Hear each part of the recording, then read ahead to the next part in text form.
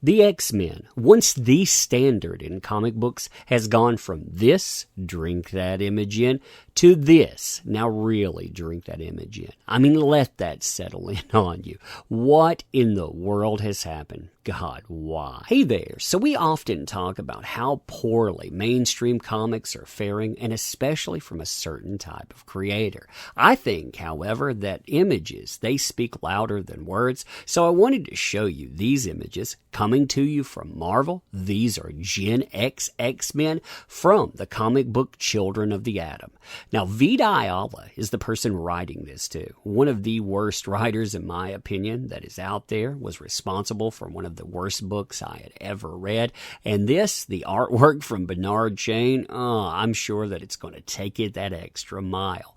Now, this is the cover, that illustration, to give you some kind of idea. And well, let's break it down piece by piece. Now, the first thing to note about this is it's an homage cover, and it's going out and trying to pay tribute to this image. Now, I want you to really compare the two here and think that somebody at Marvel went out, they signed off on it saying this image here versus this image here, yeah, they somehow in some way compare. Now, the second thing that I want to do is to break down the characters to really give you a feel for what you're in for. I mean, look at the Cyclops, for example. This is the stoic Cyclops, the one that we're all accustomed to. He's the guy that you've seen in just about everything. Now, what are you going to do for a Gen Zer? You're basically going to give a terrible design for a character as far as outfit's concerned. You're going to flop on a mental illness haircut. You're probably going to have some type of identity marker in it, and the mouth, it never ever closes. Never ever closes indeed. NPC, no! Next you have Jean Grey versus Jean Grey's replacement. And my God, I hope that replacement literally is not Jean Grey. We're going to assume this is, though. If we look at Jean Grey in this, the original, you can see everything you're not allowed to have anymore. You have outfit that would have to come with trigger warnings. You have a redhead in this. And oh my God, got to replace the redheads. You also have someone that is attractive in this, and well, probably shaming current year just by existing. Now, in the other picture, I mean, if you look at that, what exactly do you start with? What exactly do you say is good about this picture?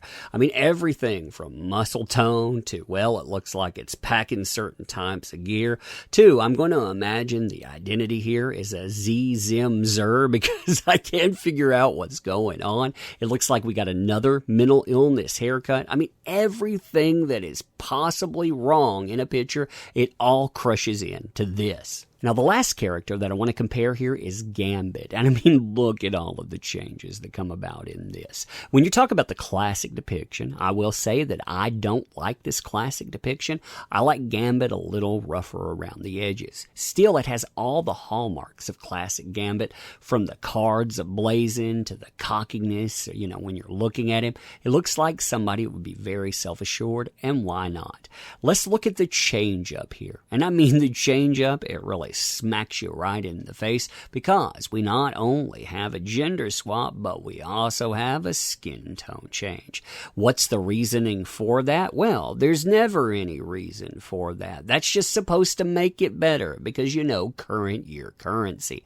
And well, the people that are writing that, of course they would do that too. Vita Ayala had this to say about it. The initial seeds of the idea actually came from editor Chris Robbins. What if the X-Men had sidekicks? My take on it became, what would actual kids from our current time be like if they were X-Men sidekicks? What would Gen Z X-Men be like? Oh God, they would probably be very, very entitled. They also added, I have never known a world without mutants in the X-Men, and to be able to create characters that would very much become part of canon is wild. I love them very much. Bernard, Chris, and I have worked so hard on them, and I was practically itching to let them out into the world so others could love them too.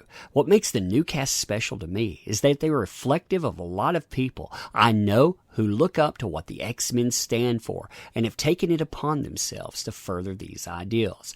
These kids are exactly the kids who, in real life, have posters of Storm and Wolverine in their rooms, who grew up seeing themselves as heroes and want to live up to that. Modeled after people these folks know in real life. No, that won't be a trash fire at all. Oh, man. But anyway, you tell me what you think. Now, ending this, I want to thank you for showing up. I want to thank you for participating. You make these endeavors possible. If you'd like to help out the channel, consider subbing to it. Consider sharing videos. You know that drill by now. And let me thank you for your time. I don't want to monopolize it. I just want to thank you for being here. So ending, again, thank you, and we'll do this again soon.